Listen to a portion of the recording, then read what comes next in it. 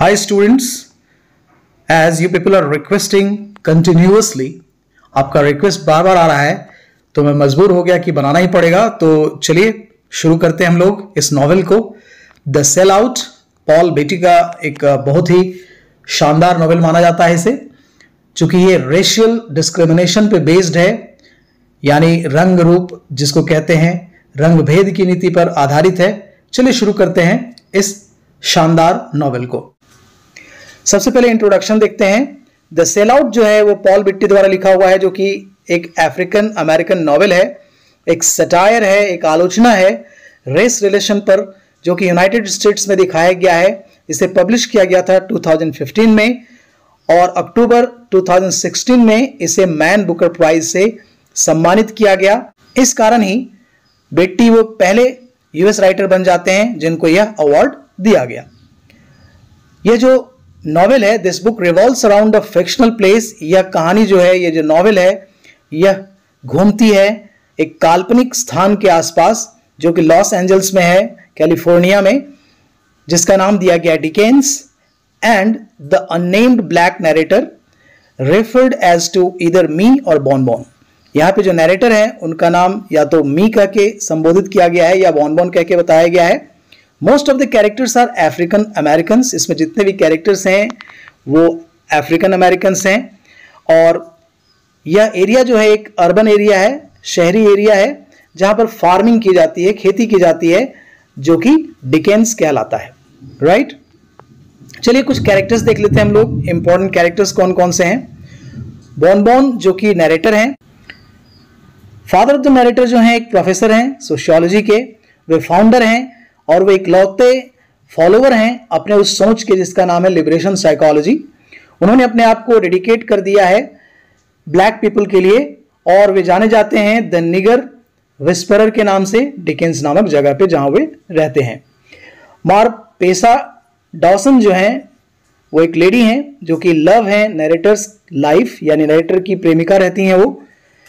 मारपेसा is the childhood sweetheart of the narrator, वो बचपन से उसे प्यार करते हैं। होमिनी जेनकिंस जो कि एक एल्डरली मैन है। Hominy used to be an African American cast member for the old TV show the Little Rascals. ठीक है। फॉय चेशायर जो हैं एक वाइज मैन है। फॉय डिसलाइक्स द नरेटर, वो पसंद नहीं करते हैं नरेटर को, बॉन को। And is the one that dubbed him after the title और सेल आउट, यानी बिकाऊ कहकर, सेल आउट का मतलब होता है बिकाऊ, जो अपने आप को, अपने जमीर को बेच चुका है, ऐसा कह के संबोधित करने वाले व्यक्ति जो हैं वो फॉय चेशायर हैं, जो नरेटर को कहते हैं। He is the cofounder of the Dum Dum Donut Intellectuals, वह एक संस्था चलाते हैं, कम्युनिटी की संस्था है जिसका नाम है Dum Dum Donut Intellectuals. Right, so these are the main characters. बाकी माइनर कैरेक्टर्स भी हैं जो उतने इंपॉर्टेंट नहीं है। चलिए शुरुआत करते हैं। What is the beginning of the novel. जो स्टोरी है वो शुरू होती है with the narrator standing trial before the Supreme court. यह ट्रायल के लिए सुप्रीम कोर्ट में नरेटर को लाया गया है यहाँ पे, for crimes related to his attempt to restore slavery and segregation in his home town of Dickens. उसके खिलाफ चार्जेज हैं कि उन्होंने, यानी नरेटर ने फिर से बहाल किया है, फिर से शुरू किया है स्लेवरी को, गुलामी को, और साथ ही साथ वो होम टाउन को बांट रहे हैं, सेग्रीगेट कर रहे हैं। ठीक है। एंड एग्रेरियन घीटो का मतलब हो गया यहूदी समुदाय का क्षेत्र जहां वे रहते हैं, डिकेंस को कहा गया है जगह को। यह जो प्लेस है सिचुएटेड है outskirts of Los Angeles California. ठीक है। In the session of the court sitting before the जज, Bon the narrator starts to reflect on what led up to this moment and recounts his upbringing. जब session चल रहा है court का, तो जज सामने बैठे हुए हैं और ये सारी चीजों को याद करते हैं और बताते हैं कि ये घटना जो हुई है आज, जो वो इस स्थिति में है जहां वो खड़े हैं, जज के सामने हैं, इसके पीछे क्या कारण रहा है। वो अपनी अपब्रिंगिंग को बताते हैं कि उनका बचपन कैसे बीता and how actually he came into this situation, his relationship with his father and his expectations. तो यहां सबसे पहले बताते हैं कि उनके पिता के साथ उनका कैसा रिलेशन था, पिता का क्या एक्सपेक्टेशन रहा है। So Bonbon was the son of a single father and had a weak relationship with him. अपने पिता के साथ रिलेशन बहुत अच्छा नहीं था, कमजोर था।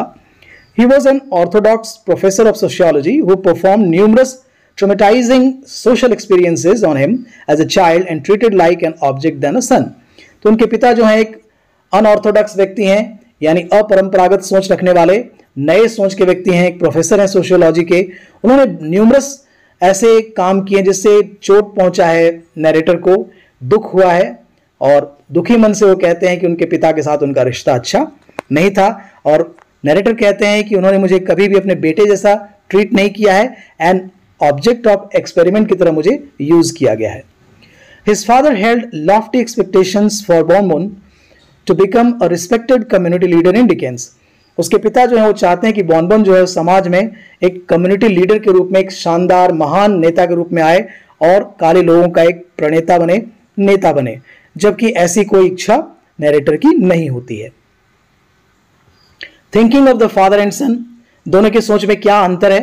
Since the narrator's father saw racism all around him, narrator के पिता जो है पाते हैं कि आसपास बहुत जातिगत रंग भेद की नीति चलती है, और उन्होंने डिसाइड किया कि बच्चे को, अपने बच्चे को यानी नैरेटर को होम स्कूल में पढ़ाएंगे, यानी काले लोगों के स्कूल में पढ़ाएंगे, rather than have him attend white run public school, न कि वो किसी गोरे लोगों के स्कूल में उसे भेजेंगे।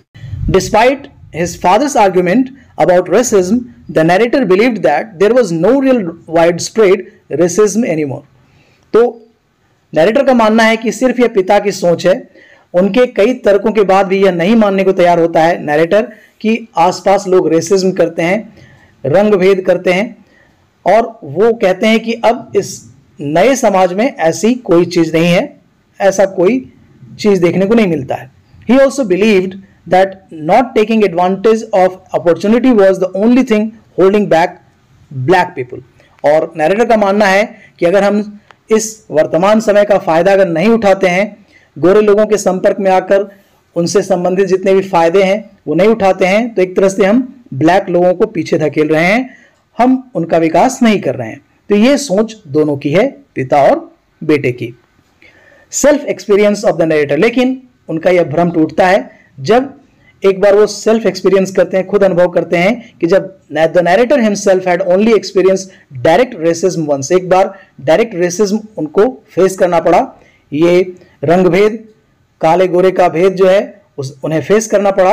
Eight a white run gas station the narrator had asked to use the restroom, एक बार वो एक गैस स्टेशन में गए जहां नैरेटर को रेस्टरूम यूज करना था, यानी बाथरूम जाना था, लेकिन but he was told he had to purchase something first, उसे कहा गया कि आपको यूज करने तभी मिलेगा टॉयलेट का जब आप वहां से कुछ खरीदोगे। The narrator decided to purchase a coke, तब नैरेटर ने डिसाइड किया कि वह एक कोक खरीदेगा। He was charge the black price of $150 rather than the regular price of 7 cents, और उस कोक की कीमत सिर्फ 7 सेंट्स थे, लेकिन इसके लिए उन्हें $1.50 चुकाने पड़े। So instead of giving in the narrator ran down the block to use the bathroom, और ये पैसा ना देकर वो दौड़ कर गए और उन्होंने बाथरूम का यूज किया ब्लॉक में जाकर। तो उन्होंने खुद महसूस किया कि किस प्रकार का रेसिज्म वहां पे हावी था, right. Takes the place of his father, अब क्या है कि कैसे वो अपने पिता का स्थान लेते हैं जब उन्हें समझ में आ जाता है। So years later the narrator's father is shot attempting to run from the police after shouting at them during a bust on the sidewalk. इनके पिता की हत्या पुलिस के द्वारा कर दी जाती है, क्योंकि पिता जो थे किसी बात का विरोध करते रहते हैं और उन्हें गोली मार दी जाती है, उनकी हत्या हो जाती है। The narrator came to inherit his father's house and 2 acres of land which he continued to farm as his father did, और उसके बाद उनके पिता की जो संपत्ति है इनकी हो जाती है और उन्हें एक कंपनसेशन मिलता है $2 मिलियन का, चूंकि उनके पिता को बहुत गलत तरीके से मारा गया था पुलिस के द्वारा। इसीलिए नैरेटर को फॉय चेशायर जो कहता है बिका हुआ आदमी, क्योंकि उसने अपने पिता के मौत के बदले $2 मिलियन लिए थे, right. The narrator also came to take his father's place in many ways, अपने पिता का स्थान वो कई तरीके से लेना चाहता है नैरेटर जो है। For his father was sought by members of the surrounding community of the Dickens as the nigger whisperer, a man who could talk sense into people and help them make better choices, और लोग जो हैं इसे एक तरह से शामिल करना चाहते हैं अपने उस सोसाइटी में जहां पर वह उसके पिता का स्थान ले सके और इसे फिर से निगर विस्परर की तरह यूज किया जा सके, एक नेता की तरह यूज किया जा सके और लोगों में एक सेंस भर सके ताकि वह अपने ब्लैक लोगों की मदद कर सके। The narrator dislike this particular role but filled it. शुरू में यह सब कुछ पसंद नहीं होता है नरेटर को, लेकिन अंततः यह वह स्थान ले लेता है। Narrator's efforts with the community. अब नरेटर अपना प्रयास करता है समाज के साथ, अपने समुदाय के साथ। The narrator was later stern when to boost property values in the area the city of Dickens was eliminated from the map. अब क्या होता है, जो डिकेंस है वह अपने नक्शे से गायब कर दिया जाता है क्योंकि इसकी वैल्यू बढ़ानी थी, प्रॉपर्टी की वैल्यू बढ़ानी थी, तो वहां के जो एडमिनिस्ट्रेशन के लोग थे उन्होंने इसे नक्शे से गायब कर दिया। The narrator want to bring the city of Dickens back. और नरेटर यह कहता है कि वह वापस लाएगा फिर से डिकेंस को अपनी पहचान दिलाएगा और फिर से मैप में इसको शामिल करवाएगा।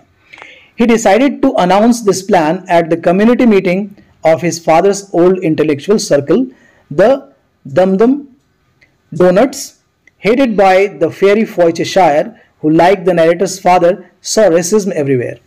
और यह बात जो है वो अनाउंस करता है अपने कम्युनिटी के लोगों के पास और खासकर फॉय चेशायर के पास, जो कि डम-डम डोनट्स के फाउंडर थे और नरेटर के पिता के बहुत चहेते थे और वे भी उनको पसंद करते थे, जो कि पाते थे कि हर जगह रेसिज्म है, हर जगह जातिवाद है, रंग भेद है। However, the narrator irked Foy by challenging Foy's belief that classic works of literature should have the word nigger removed from them, say that sheltering kids from cruelty is not the right way to go. For this, Foy labeled the narrator a sellout. जब narrator कहते हैं, Foy के belief को चोट पहुंचाते हैं कि ये जो निगर वर्ड है उसे क्लासिक वर्क से निकाल दिया गया है और अपने बच्चों के अंदर यह क्रुएल्टी डालना, यह सोच डालना कि गोरे लोग खराब होते हैं, इस कारण से जो फॉय हैं वो इसे कहते हैं कि तुम बिक चुके हो, तुमने अपने ईमान और धर्म को बेच दिया है, अपने जमीर को बेच दिया है। ठीक है। The narrator's old lover and his slave. अब नरेटर की एक ओल्ड लवर है, ठीक है, जिसका नाम मार्पेसा है। At the same time, the narrator begins to reconnect with an old college friend whom he dated, a now married woman named Marpesa, who drives a city bus. अब क्या है कि नरेटर जो है फिर से अपने पुराने प्रेम से मिलता है और आजकल वह शादीशुदा भी है और बस चलाती है। The narrator's neighbor, the elderly Hominy Jenkins, is also broken-hearted by the loss of the city of Dickens. ये जो होमिनी है वह एक तरह से टूट जाता है, उसका हृदय टूट जाता है, मन टूट जाता है, दुखी हो जाता है जब उसे पता चलता है कि डिकेंस जो है अब वह नक्शे में नहीं रहा, तो वह आत्महत्या करने की कोशिश करता है, जिसे नरेटर बचाते हैं। और जब नरेटर से बचाते हैं तो वह नरेटर का स्लेव बनने के लिए तैयार हो जाता है, ऑफर करता है कि मैं आपका गुलाम बनकर रहूंगा। ये बहुत मना करता है नरेटर, लेकिन वह मानता नहीं है। फाइनली वह उसे अपना गुलाम बना लेते हैं, अपना नौकर बना लेते हैं। ठीक है। So the narrator could not shake Hominy's determination, so he agreed to take Hominy as a slave. वह उसे अपना गुलाम बना लेता है। To celebrate Hominy's birthday, a party was set up on Marpessa's bus where Hominy wanted to give his seat up to a white woman. और क्या होता है कि एक बर्थडे आता है होमिनी का, तो मार्पेसा के बस में इसे मनाया जाता है और होमिनी जो था वो देना चाहता था अपने सीट को एक व्हाइट वुमन को। तो अब ये क्या सोच है, कंट्राडिक्टरी सिचुएशन पैदा हो जाती है बस में। The narrator affixed stickers saying that the first third of the bus seats were to be given to whites and hired a white prostitute to complete the illusion. Narrator जो है कुछ stickers चिपका देता है कि यहाँ पे फर्स्ट थर्ड जो सीट है बस का उसे गोरे लोगों को दिया जाना चाहिए और एक व्हाइट प्रोस्टिट्यूट को हायर करता है इस चीज को साबित करने के लिए और लोगों को यह दिखाने के लिए कि वो इल्यूजन में ना रहें, धोखे में ना रहें। While Marpesa was enraged by the stickers, मार्पेसा इससे बहुत गुस्सा हो जाती है और आर्ग्यू करती है और वो कहती है कि इसी कारण से काले लोग जो हैं वो 500 साल पीछे चले गए हैं और वह नहीं चाहती कि अपनी टीम को वो टेक डाउन करे, अपने लोगों को नीचा देखे। So as a result, her bus became the safest in the city. इसी कारण से कि उसने कोई डिस्क्रिमिनेशन नहीं किया है, वो सेफेस्ट बस ड्राइवर कहलाती हैं, बस है वो इस सिटी की। Marpessa's best friend Karishma, the assistant principal of Schaff Middle School, believed this was because the signs reminded local blacks of how far they had come but how far they still had to go. मार्पेसा की एक friend है जिसका नाम कैरिश्मा है, वो assistant principal है chef middle school की। उसका मानना है कि जो ये कुछ चिन्ह हैं जो लोकल लोगों को ये बताते हैं कि वे अभी कहाँ हैं और उन्हें अभी कितना दूर और जाना है, कितना स्ट्रगल और करना है। The narrator then suggested segregating Schaff Middle, which Karishma agreed to do. The result was to orientate black kids to learning and getting ahead. तो इस स्कूल को ऐसा तैयार किया गया ताकि इसमें सिर्फ काले लोगों के बच्चे पढ़ सकें और वो विकास कर सकें, ऐसा उसने कोशिश किया और इसके लिए करिश्मा भी तैयार हो गई। A way to protest an effort. अब प्रोटेस्ट भी है, प्रयास करता है नरेटर क्या। Meanwhile, the narrator in Hominy set about bringing Dickens back by spray painting the boundaries of the place.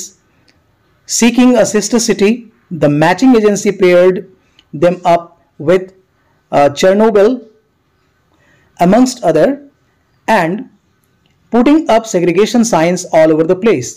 ये लोग क्या करते हैं, स्प्रे पेंटिंग से निशान बना रहे हैं कि कौन सा एरिया जो है वो डिकेंस का है, कौन से इसके सटे हुए अन्य भी क्षेत्र, इनको सिस्टर कहा गया, सिस्टर सिटी कहा गया। तो इस तरह से ये लोग निशान बना रहे हैं, अलग करने की कोशिश कर रहे हैं, इसे फिर से मैप में वापस लाने के लिए विरोध कर रहे हैं। ये चाहते हैं कि डिकेंस को फिर से नक्शे में शामिल किया जाए। When the narrator attempted to integrate white students into Schaff Middle for an Karishma believed the narrator had gone way too far. अब दोनों तरफ से ये परेशान है, यह रेशियल डिस्क्रिमिनेशन को खत्म नहीं करना चाहता है नैरेटर, लेकिन जो लोग ब्लैक लोग हैं जैसे कि फॉय और कैरिश्मा जो है वो बिलीव करते हैं कि उनके स्कूल में वाइट पीपल के बच्चों को इस शैफ मिडिल स्कूल में बिल्कुल परमिशन नहीं दिया जाए स्टडी करने के लिए। और जब नैरेटर ऐसा कोशिश करता है तो वो मानते हैं कि अब बात बहुत बढ़ चुकी है। Karishma blocked white students from entering the school while Foy ended up shooting the narrator. और इस बात से गुस्सा होकर कैरिश्मा जो है वो बंद कर देती है स्कूल को वाइट लोगों के लिए, वाइट स्टूडेंट्स के लिए, और फॉय गुस्से में आकर नैरेटर के ऊपर गोली चला देता है। It was during this time that it was discovered that the narrator had a slave. और इसी दौरान पाया जाता है कि नैरेटर के पास एक गुलाम है जो कि एक प्रकार से बहुत बड़ी गलती उसने की है। He segregated the city. उसने इस नगर को ही बांटा है, इस शहर को ही बांटा है। And had segregated the school, उसने स्कूल को ही बांटने की कोशिश की है। After 5 years of going through the legal system the narrator's case ended up at the Supreme Court. और 5 साल के ट्रायल के बाद नैरेटर का जो ये केस है वो सुप्रीम कोर्ट में खत्म होता है। Ending of the novel by listing Dickens again in the map. अब नॉवेल का अंत आ गया है, डिकेंस फिर से शामिल होने वाला है मैप में। So back in the present, the narrator does not know whether he will go to jail as he waits for the Supreme Court's judgment. अब judgment का इंतजार कर रहा है कि वह जेल जाएगा या क्या होगा उसका trial. So he is continuing to sleep with Marpesa while Hominy has decided to free himself and now seeks to discuss reparations. अब क्या है कि दूसरी तरफ वो अपनी प्रेमिका के साथ संबंध रख रहा है, साथ साथ होमिनी जो है उसने डिसाइड किया है कि अब वह स्लेवरी को फॉलो नहीं करेगा और वह इन सारी चीजों से निकल रहा है। The narrator attends the black comedy night. Narrator जो है ब्लैक कॉमेडी नाइट में शामिल होता है, at which a black comic angrily chases out the lone white couple in the audience telling them this is our thing. और दूसरी तरफ ये जो एक ब्लैक कॉमिक है वह चेज करता है एक जोड़े को जो कि व्हाइट जोड़ा है और वह चिल्ला के कहता है कि यह हमारा है। द नैरेटर फील्स, अब यहाँ जो कहानीकार है नैरेटर है वो महसूस करता है बैड अबाउट रिमेनिंग साइलेंट, और वह चुप नहीं रहना चाहता है कि अब वो चुप नहीं रहेगा, not because he wants to defend the white couple और to protest the comic but to ask the comic what he means by our thing. Narrator को बहुत बुरा लगता है इस बात से, वह चुप नहीं रहना चाहता है और वह डिफेंड भी नहीं करना चाहता है व्हाइट कपल को, और ना ही वो प्रोटेस्ट करना चाहता है कॉमिक को, सिर्फ यह जानना चाहता है कि यह हमारा है, इसका कहने का अर्थ क्या हुआ। So at home watching the weather forecast, the narrator is happy to see Dickens has been listed again. वह अब घर पे है और फोरकास्ट किया जा रहा है मौसम के बारे में, और उसे फिर से पता चलता है कि डिकेंस जो है फिर से शामिल हो गया है नक्शे में. However, he is dismayed to learn that the election of Barack Obama has made Foy believe that America has paid all of its debts. और अंत में वह बहुत दुखी भी होता है यह जानकर कि इलेक्शन में बराक ओबामा को शामिल किया गया है इलेक्शन में, और वो प्रेसिडेंशियल इलेक्शन लड़ रहे हैं. और फॉय को यह विश्वास हो जाता है कि America has paid all of its debts, और एक काले व्यक्ति को राष्ट्रपति बनाकर इसने अपने सारे कर्ज चुका दिए हैं. तो इस तरीके से रेशियल डिस्क्रिमिनेशन को वह खत्म करना चाहता है, लेकिन अपने ही समुदाय के लोगों से उसका विरोधाभास है. So this way you can understand this novel, dear students. So thanks a lot for watching the video. Keep watching, like, share and subscribe. Thanks again. Have a good day.